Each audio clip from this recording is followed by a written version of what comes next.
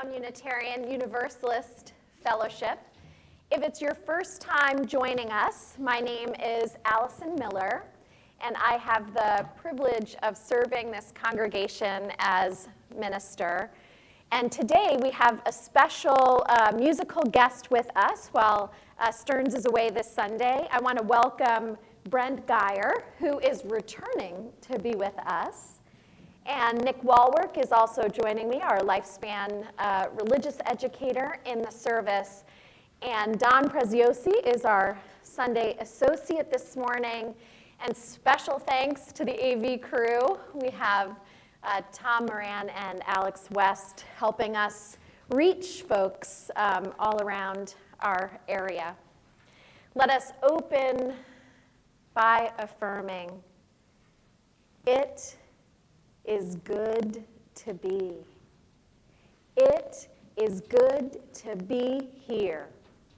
It is so good to be here and online together.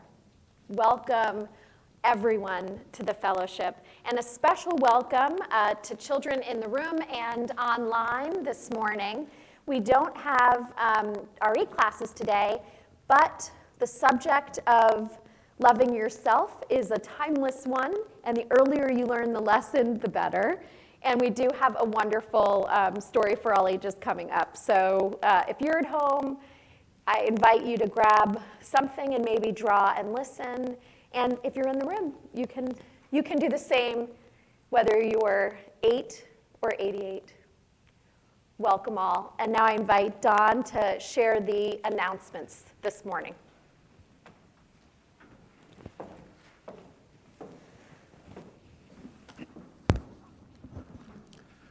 Again, welcome to the Morristown Unitarian Universalist Fellowship. And as Allison said, my name is Don Preziosi, and I want to welcome you to our spiritual home. Welcome to everyone in this room and to those joining online. We are so glad you're here. I do have a few announcements this morning. Join us at 1 p.m. today for our next Odyssey presentation featuring the life and story of Arlene Shapiro here in the sanctuary and on Zoom. The link is in today's pastoral update. The Lunch Bunch, which meets at the Florham Park Diner, will not meet today. They don't meet on Odyssey Sunday, but they will meet next week following the second service at 12:45 at the diner. The second Musar Jewish Values Monthly Study Group will meet today at 4 p.m. It usually meets on the second Sundays, but was moved this month for the Super Bowl last week. First things first. You can register by going to www.uuja.org.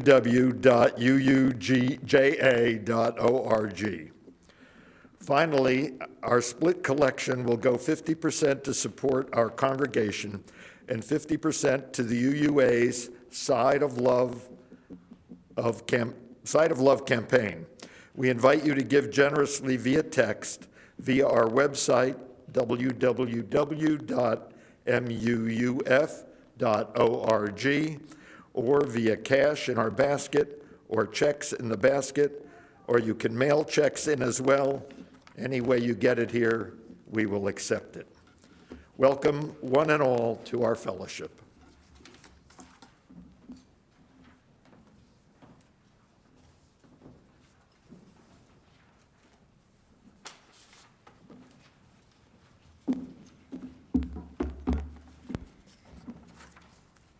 And I invite those of you online and those of you in the room to join us in reciting our union reading for our chalice lighting, written by James Villa Blake.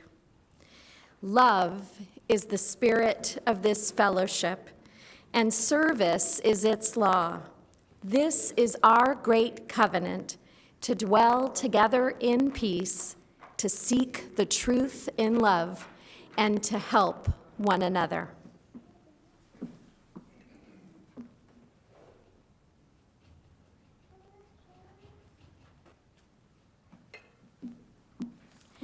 And then Don and I are going to lead us in an antiphonal reading. So those on the right can join me. I'm going to move over there. And those on the left can read along with Don. It is number 664, Give Us the Spirit of the Child by Sarah York. And we'll read the first lines, and then Don, you can read the italicized lines.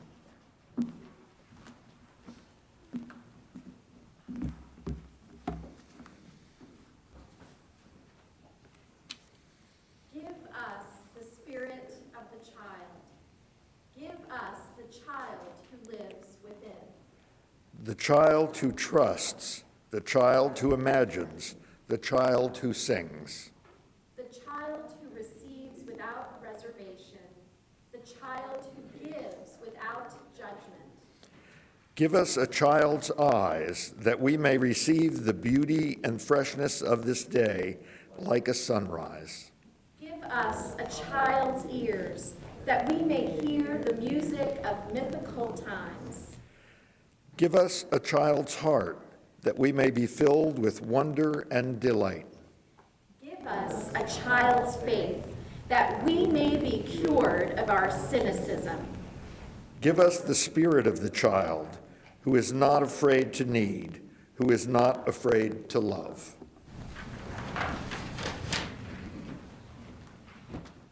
And now I invite you to hum along to our opening song, number 18, What Wondrous Love.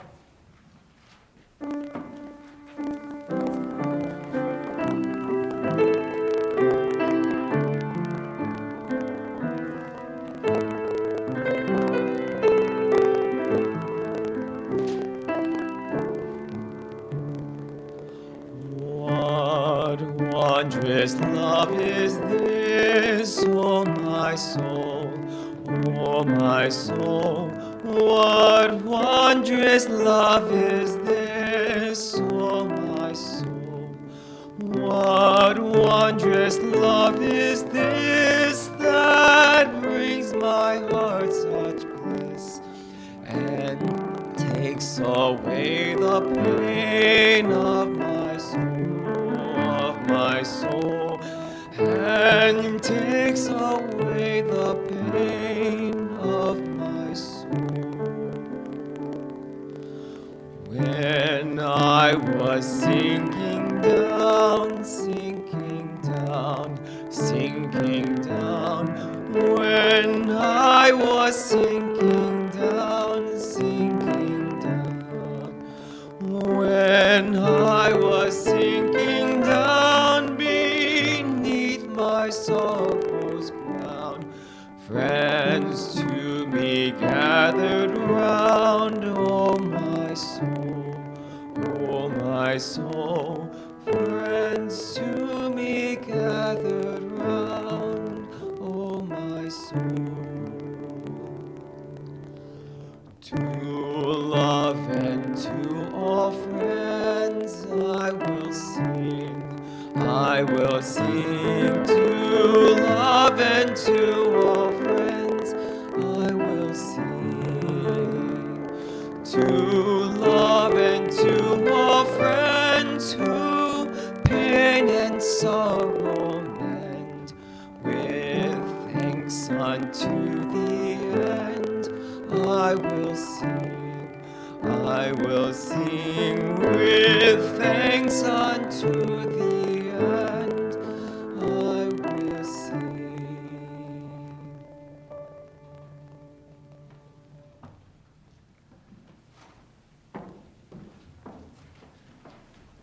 All right, for our time for all ages, I'm going to read us a story. Any kids who want to come up, they can, or you can stay where you want, whatever you want to do over there.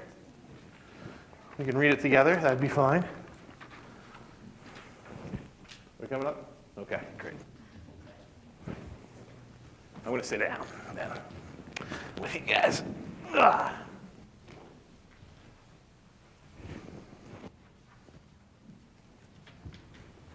Grab a seat.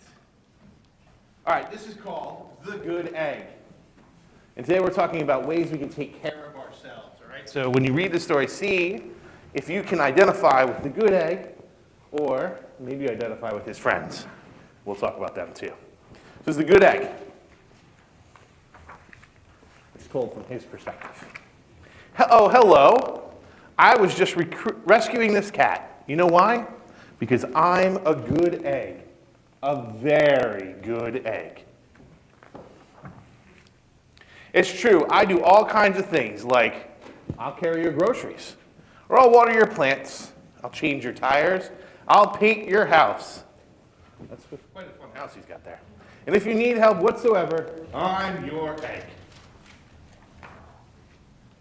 And I've always been a good egg. It's always been that way from the start, even in my earliest days back in the store. There were a dozen of us living together under one recycled roof. You see what they're living in? It's pretty fun.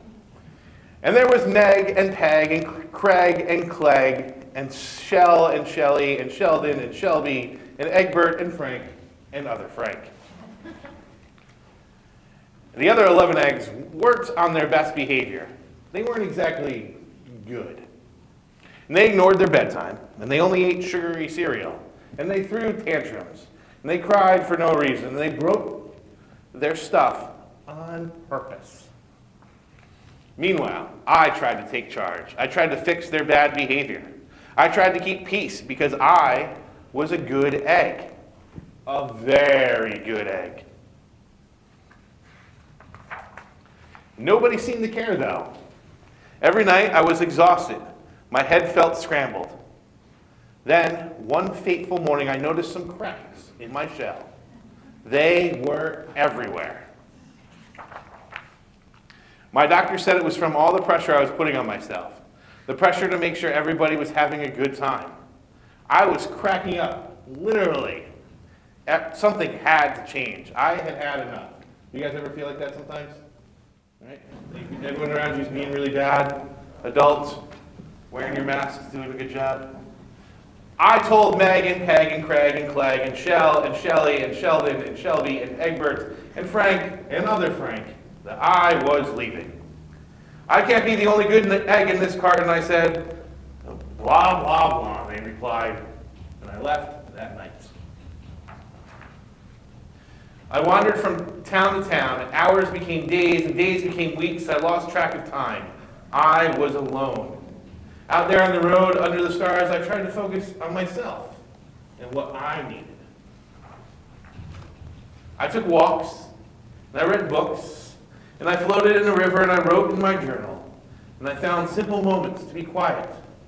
I breathed in, I breathed out. I even started painting. For once, I found time for me. And guess what? Little by little, the cracks in my shell started to heal. My head no longer felt scrambled. I started to feel myself again. So I made a big decision. I'm returning to my old carton and my friends. Besides, I'm kind of lonely out here. This time, I knew what I needed to do. I'll try not to worry so much. I'll be good to my fellow eggs, but also be good to myself. So here we go. Walking through the market there.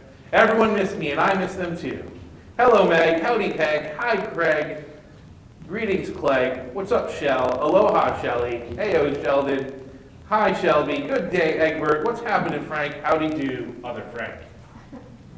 Sure, every once in a while, everyone still is a little bit bad, but it's not like before. Because here's what I realized. The other eggs aren't perfect, and I don't have to be either. And I'm okay with that. Yup, the old carton is back together. We're a solid dozen again. It's good to be home. Look, they're still messing with poor egg there. It's good to be home. Leah, good book? What do you guys think about that? You guys take time for yourselves sometimes? Take alone time, right? You got 3 kids in your house. Does it get a little loud in your house sometimes? And what do? You go to your own room sometimes and have some alone time. But then you go back with your family because ultimately your family's pretty fun, right?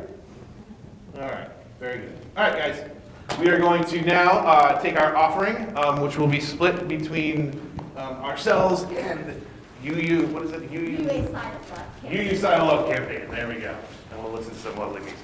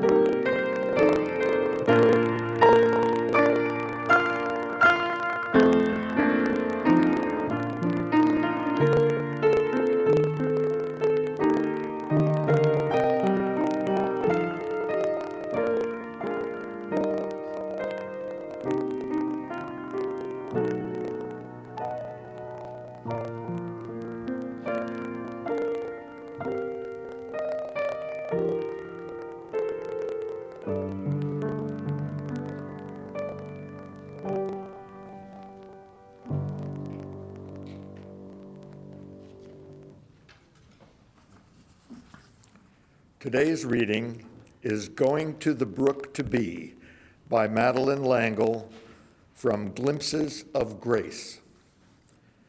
The path becomes full of tussocks and hummocks. My legs are etched by the thorns of blackberry brambles and wild roses. Earlier this summer, the laurel burst from snow into fire, and a few weeks later, we found a field of sweet wild strawberries. And then there are blueberry bushes. Not very many, but a few, taller than I am, and to me, infinitely beautiful. I go to the brook because I get out of being, out of the essential. So I'm not like the bush then. I put all my prickliness, selfishness, internedness onto my isness. We all tend to. And when we burn, this part of us is consumed. When I go past the tallest blueberry bush, where my twine is tied to one of the branches, I think that the part of us that has to be burned away is something like the dead wood on the bush. It has to go, to be burned in the terrible fire of reality until there is nothing left but our ontological selves, what we are meant to be. I go to the brook, and my tensions and frustrations are lost as I spend a happy hour sitting right in the water and trying to clear it of the clogging debris left by a fallen tree.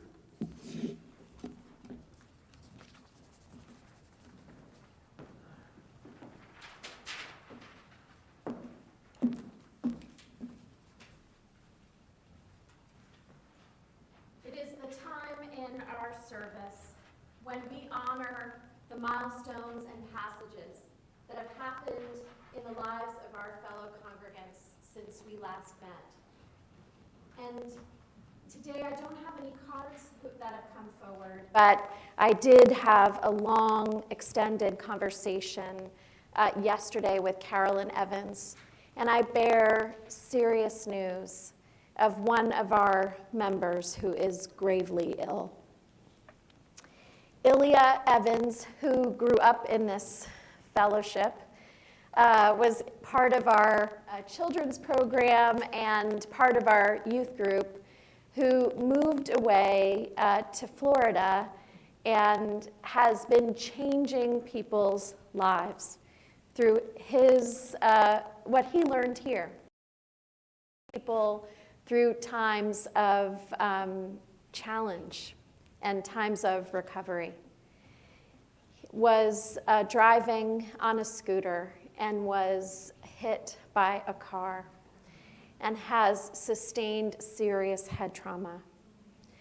Carolyn and Bob, Ilya's parents, are in Florida with Ilya right now, and they'll be having some scans tomorrow, which will help determine some challenging decisions in the days ahead. So I want to invite, if we might today, this time, to really hold Ilya and Carolyn and Bob, because first and foremost, we're a caring community. Will you pray with me? Spirit of life, Spirit of love, known by many names, surround the Evans family with compassion and care.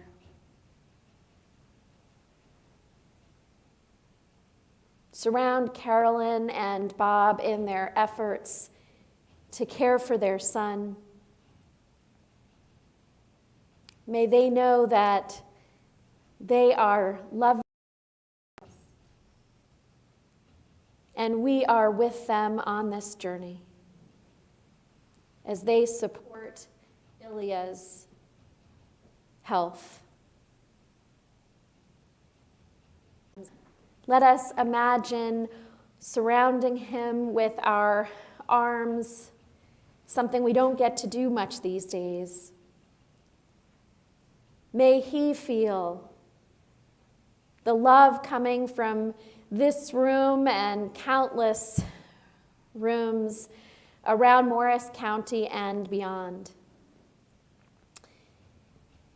Sarah Jane and Matt Rath, his youth advisors, are holding him, the Wolf family, and so many who love him dearly.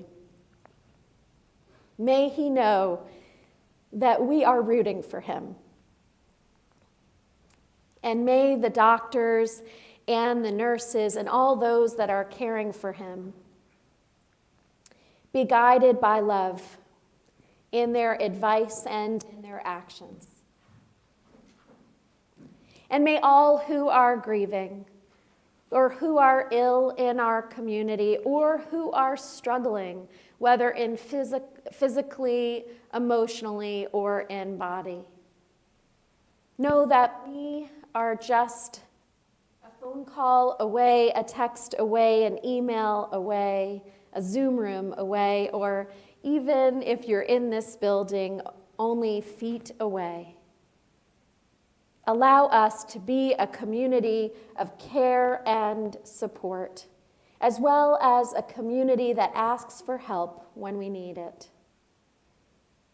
All these things, and so many more, are our meditations, our prayers, and our journeys.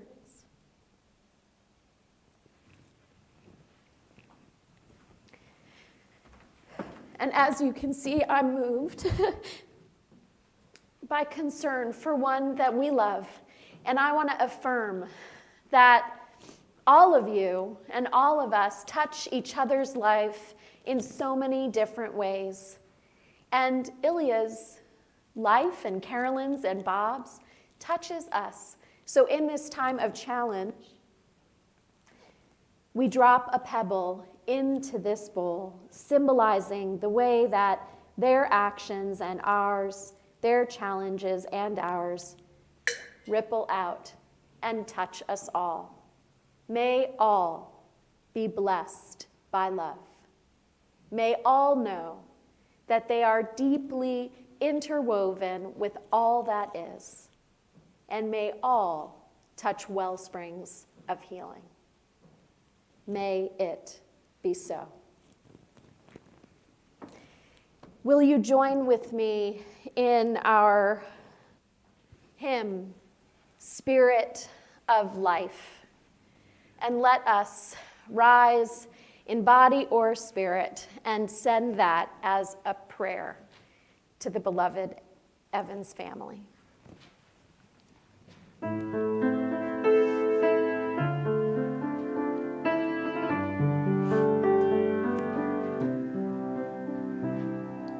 Spirit of life, come unto me. Sing in my heart all stirrings of compassion.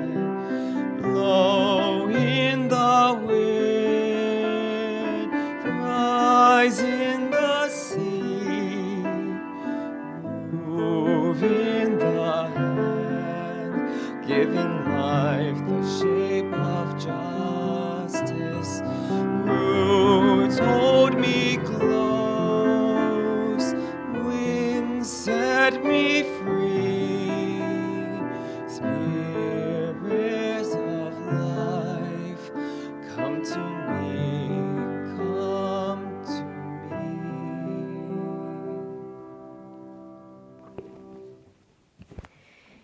And I'll just share there's a Caring Bridge site that's being set up, and we will share that information so people can follow what's happening with Ilya and be of support to Carolyn and Bob and Ilya in the coming days.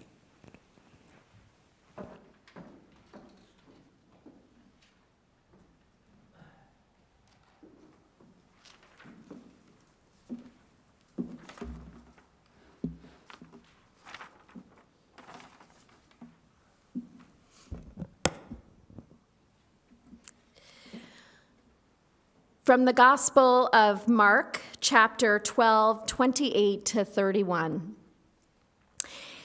And one of the scribes came, and having heard them reasoning together, and perceiving that he had answered them well, asked him, "Which is the first commandment of all?" And Jesus answered him, "The first of all commandments is, 'Hear, O Israel, the Lord our God is one. And thou shalt love the Lord our God, thy God, with all thy heart, and with all thy soul, and with all thy mind, and with all thy strength.' This is the first commandment. And the second is like, namely this, 'Thou shalt love thy neighbor as thyself.' There is none other commandment greater than these." We often reduce this second commandment to simply love thy neighbor.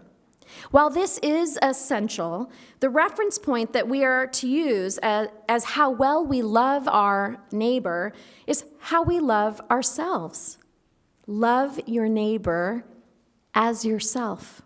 Self-love is the measure for our ability to love another person. And yet there are times when we may struggle to care for ourselves and find it easier to care for others. For example, I think about the healthcare workers in this room, about the teachers in this room, about the parents in this room, and I see you're all here, and all of you online, as well as my colleagues, clergy all around this country, and caregivers of all kinds, and our care team volunteers, and I'll just lift up Diane Marks, the chair of that committee, who also happens to be a retired nurse. All of these helpers in the midst of this pandemic. When your professional role or your family role is to center the well-being of others, there are times when you can lose your balance or get a little scrambled or cracked up like our egg in the story for all ages. As the airline staff remind us at the beginning of every flight, should there be a crisis, don't forget to put on your oxygen mask before you help another. before you help a neighbor, even before you help your child. Self-care is the source of care for another. If you've forgotten to take time to breathe, to care for and love you while trying to care for and love others, then I invite you to turn that second commandment around. Maybe you need to say, love yourself as you would a neighbor. Love yourself as you would your child. Embedded in the first two commandments are three important relationships, and all three are necessary to leading both a meaningful and a sustainable life. Love what is holy, love what is human, and don't forget to love the human that is you. This sermon, a message simple enough to understand but harder still to do, is about that last one, about how compassionate, just, and loving you are to yourself. The last 2 years of this pandemic have taught all of us many things about ourselves and our society. It's been an emotionally, spiritually, and physically taxing time for many. For some, the balance of personal health and care in all the dimensions is off kilter. And there are a number of manifestations of this truth. Mental health challenges and addiction are on the rise. Psychologist practices are booming. Liquor stores have never been busier. The great resignation that's being talked about, especially among the helping professions. The COVID-19, much like the freshman 15, the 19 pounds that people may have gained during the last 2 years. Parents are exhausted, so many having been without the village they rely on in isolation. So many different manifestations of being a little cracked, a little off-kilter, or a lot off-kilter or cracked.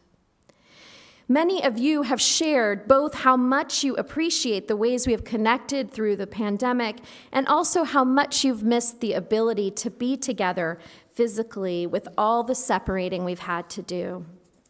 This is a time of re-examining what has worked well in terms of self-care and community care and what hasn't worked well for us. May we learn about our individual and collective needs from this time and not just hurriedly rush from here to get back to normal without that growth and change that is possible in this liminal moment. And I want to name, for some folks, such as those with certain disabilities, this has actually been a time of greater access and connection in terms of the spiritual community that we here at the Morristown UU Fellowship can offer, but also our congregations around the country. And for many, it's been a time of greater disconnection. May we learn and change and grow into a home with many windows and doors that open to allow people to join us in the ways that are nourishing to them. For all of us, we may have spent quite a bit of time by ourselves or with a smaller pod. How has that time been for you? Have you taken this time as an opportunity to get to know yourself better? Or if you've found the pandemic to be busier than life before, with nary a moment to yourself, maybe then as we emerge, you might figure out how to make that time or recover that time for yourself. To love ourselves fully, we have to know ourselves fully, which means we have to spend time getting to know ourselves, our gifts and our failings, our joy and our pain, our beauty and the parts of us that we may feel are not so beautiful, our longing, our fear, our strength, and our frailty. The task of knowing ourselves rather than the projection of ourselves may not be easy for everyone.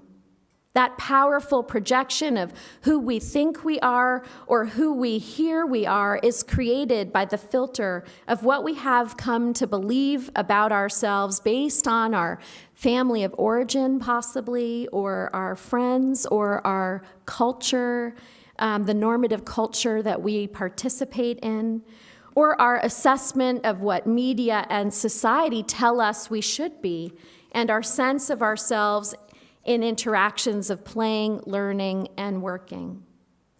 Whether or not the current opportunities in these arenas draw out the best in us or those with whom we come into contact.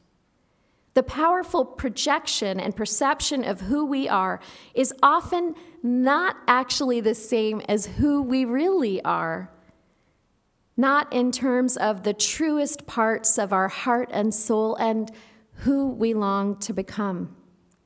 Part of our spiritual maturity is about gaining clarity about the difference between projections, this perception, and what is real for us, what matters deeply to us, and simply learning how to act in accordance with that in the world. Yes, today's message is simple: love what is holy, love what is human, love what is you, but it is harder sometimes to enact. The voices inside our head that champion those projections and perceptions might create such a busyness and a commotion that the world outside of busyness and commotion might pale in comparison.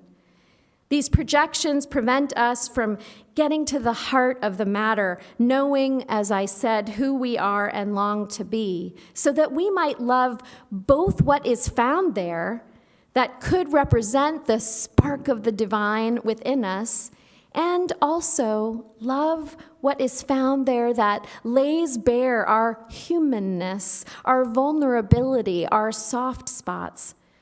For how can we truly love what we don't know, understand, or accept? We are who we are on our best days. We are who we are on our worst days. We are all those things. I don't know if you remember a television show called Herman's Head. It was kind of the precursor for Inside Out. It launched the fall of my senior year of high school, and it made an indelible impression. The show was about a man named Herman and the 4 voices who lived in his head, who represented parts of him, but also the appetites and projections of society about what a young adult, a man in particular, should want and be in the early 90s. Most of the episodes were about him learning how to sift between what the voices wanted and what he wanted and who he was. It was a sitcom, and many of us could see ourselves in Herman's situation, all of those voices, even though the voices might not be exactly the same for us. And I'm sure some of you did see, maybe some of the children over there, how many of you saw Inside Out? Do you remember that one?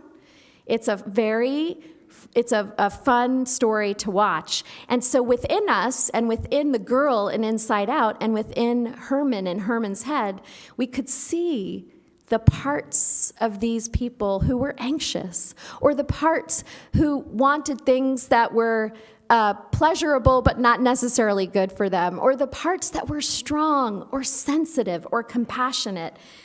The characters and we are all these things. And we're not one of them alone. You are not what the voice of pride says you are. You are not what the voice of greed says you are. You are not what the voice of anger says you are.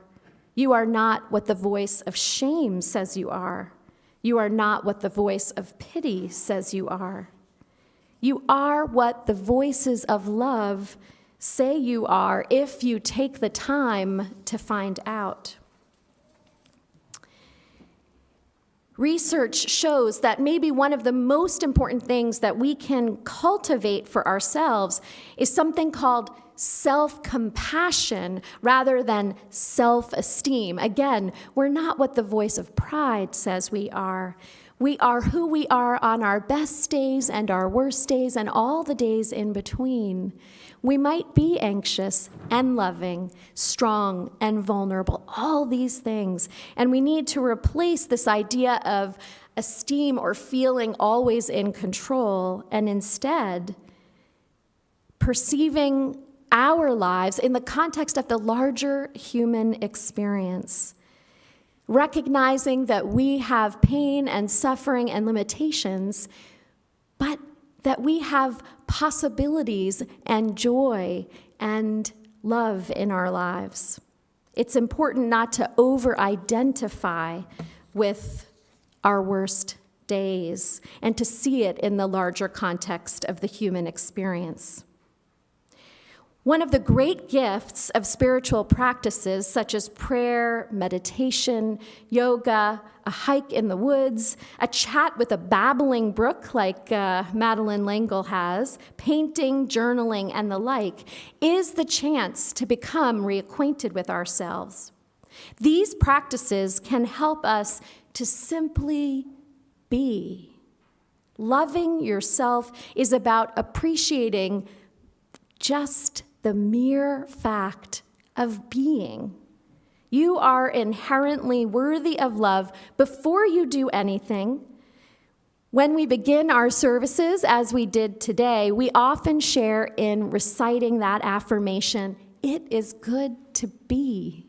It is good to be here. It is so good to be here together."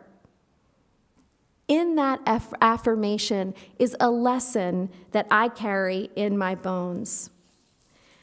I remember when I was a girl, still a teenager, going through, at the time, radiation treatments. My body was weakened from surgery, and I was about to begin chemotherapy, and I was growing tired, like some parents might be in the pandemic. And I was trying to keep up with everything, though. I didn't want to fall behind in school. I wanted to stay in the class play and on the swim team and just have cancer treatment be like an after-school activity. Like I would slot it in from an hour a day after school and then be able to do everything else I normally did to that point. I didn't want to let go of what I thought I was supposed to do in that phase of my life as a high schooler.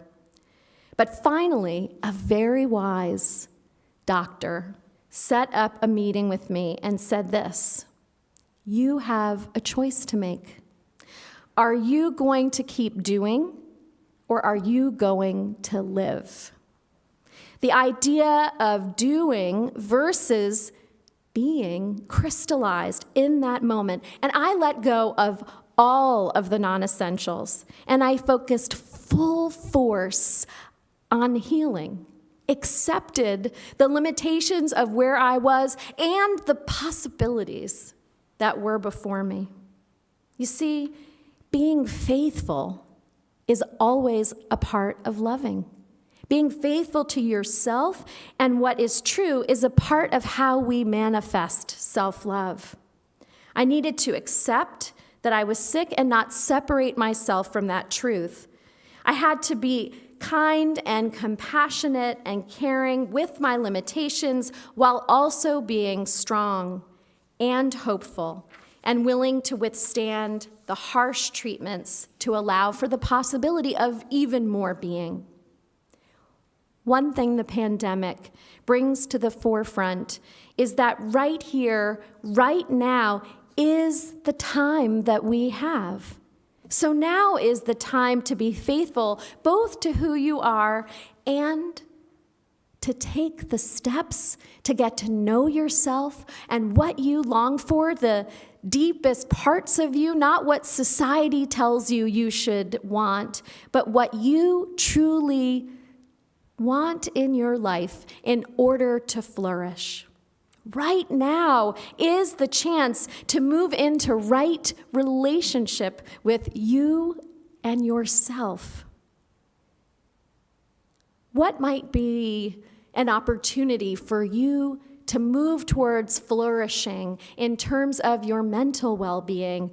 Might it be finally forgiving yourself for that particular thing you can't let go of? How would you move into right relationship with yourself in terms of your physical well-being? What activities might allow you to feel the strength or the creativity or some aspect of who you are that you haven't made time for? Right now is the chance to move into right relationship with yourself around your spiritual well-being. Which of our 6 sources call to you? Is it direct experience of mystery and wonder? Is it the wisdom of world religions, such as the Buddhist tradition? How might you allow space in your life for those teachings to flourish? The Buddha is a teacher, a river is a teacher, and deep inside you is a teacher if you listen to that still, small voice. Ralph Waldo Emerson once said, "To be yourself in a world that is constantly trying to make you something else is the greatest accomplishment." And Elizabeth Cady Stanton, another famous Unitarian, says, "Nature never repeats herself, and the possibilities of one human soul will never be found in another." So remember this teaching of the Buddha. If you struggle to center your well-being alongside of the well-being of others, the Buddha invites us to imagine ourselves as a loving parent. He uses the image of a mother. So imagine a loving mother, whether or not you had one. Imagine that person holding you, your anger and your creativity, your vulnerability and your strength. Imagine what she would say to you. Or if you prefer, imagine a good friend. What would they say to you on your best day or your worst one? And be that friend to yourself. Be that loving to yourself, that compassionate to yourself. And I'll leave you with this, because sometimes the youngest children are the best teachers in terms of expressing their needs to receive, as well as their authentic desire to give. We're born wired for love. There's been a wonderful meme going around from a mother listening to her 3-year-old before bedtime. And the 3-year-old says this to herself: "Good night, myself. I love you." And then there's a pause. And then comes back, "I love you too." So today is an invitation to work on me, myself, and I, you, yourself, and that relationship, you and yourself. May you know that growing in self-compassion and self-love is the source of love for all neighbors, all beings, all the living. So take that time. Take that precious time. And take it now. The now that you and I have together. Blessed be, one and all.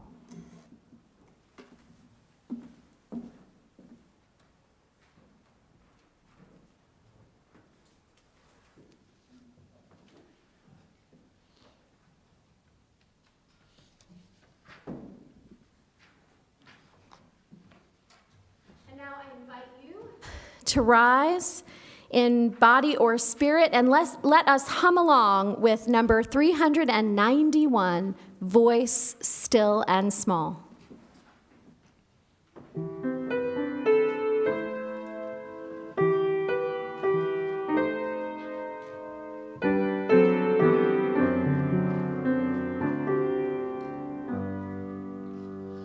Voice still and small, deep inside all, I hear you call, singing. In dark and rain, sorrow and pain, still you remain singing. Calming my fears, quenching my tears, through all the years, singing.